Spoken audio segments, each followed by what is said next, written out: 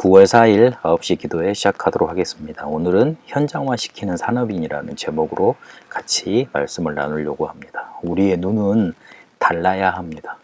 해도 되고 안 해도 되는 일에 우리의 시간을 낭비할 이유가 없고 그럴 또한 시간도 없습니다. 꼭 필요한 일을 보고 거기에 우리의 생을 들여야 되고 그거 충족시키며 그거 맞춰가면서 응답받아가도 시간이 부족합니다. 그래서 필요한 게 무엇인지 발견할 수 있는 눈이 있어야 됩니다.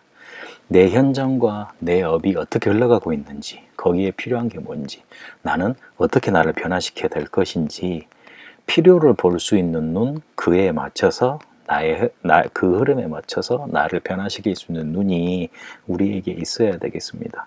그 필요에 맞춰서 흐름을 따라가다 보면 하나님이 원하시는 것 발견할 수 있습니다. 그 현장에 꼭 필요한 것 조금만 이렇게 기도해보고 언약 붙잡고 있으면 그 속에 하나님이 원하시는 것 보이게 되어 있습니다. 그러면 그걸 어떻게 찾느냐? 꼭 해야 되는데 하지 못하는 거, 할 수 없는 거, 절대 불가능 속에서 발견하면 됩니다. 그런데 내가 그걸 하려고 하니까 나는 무능하지요. 우리 조직이나 시스템에 이런 것들이 할 수가 없지요. 그 속에서 답이 나옵니다. 그러면 절대 가능, 하나님이 하실 수 있고 하나님이 예배해 놓으셨고 하나님이 계획하신 게 보이게 되어 있습니다. 그 길 따라가며 그걸 볼 수 있는 눈만 우리에게 있으면 됩니다. 그냥 왔다 갔다 직장 생활하고 돈 벌기 위해서 사업하는 사람하고 절대 필요한 일을 하는 사람하고 다릅니다.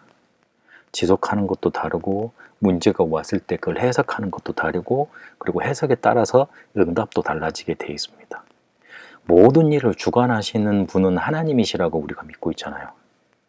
근데 우리가 이 필요를 못 보고 절대를 못 보다 보면 그냥 단순히 절대 주권은 내가 실패했는데 내가 실수했는데 아 그래 여기도 하나님의 뜻이 있을 거야 자조적인 믿음밖에 되질 않습니다. 하나님의 필요와 절대를 보면 하나님이 나를 어떻게 인도해 가시는가, 이 시대 속에 뭘 원하시는가 볼 수 있게 되고 그 응답의 흐름 속에 내가 주역으로 쓰임 받을 수 있게 됩니다.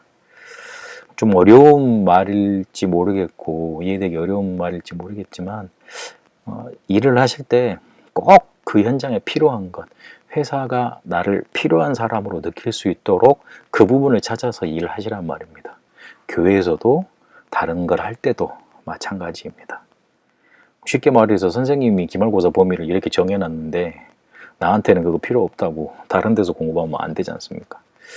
그래서 하나님이 원하시는 것 할 수 있고 그걸 이렇게 응답으로 누릴 수 있는 우리가 사람이 돼야 되겠는데 꼭 필요한 것, 하나님이 원하시는 걸 찾을 수 있는 눈부터 우리에게 있어야 되겠습니다. 그러면 그 눈이 있으면 현장화의 흐름이 보여서 내가 가지고 있는 복음, 내가 누리는 은혜가 현장에 그대로 전달되고 응답으로 나타나게 되어 있습니다. 올바른 언약을 붙잡을 수 있게 됩니다.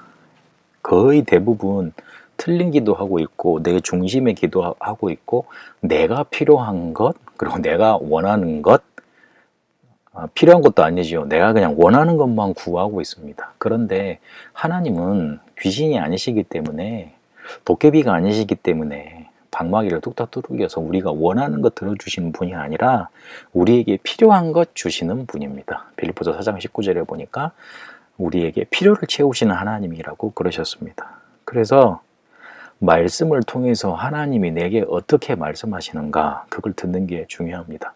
목사님이 아무리 무능해도 하나님은 교회를 세우시고 그 교회에 세우신 주의 종을 통해서 말씀 전달하십니다.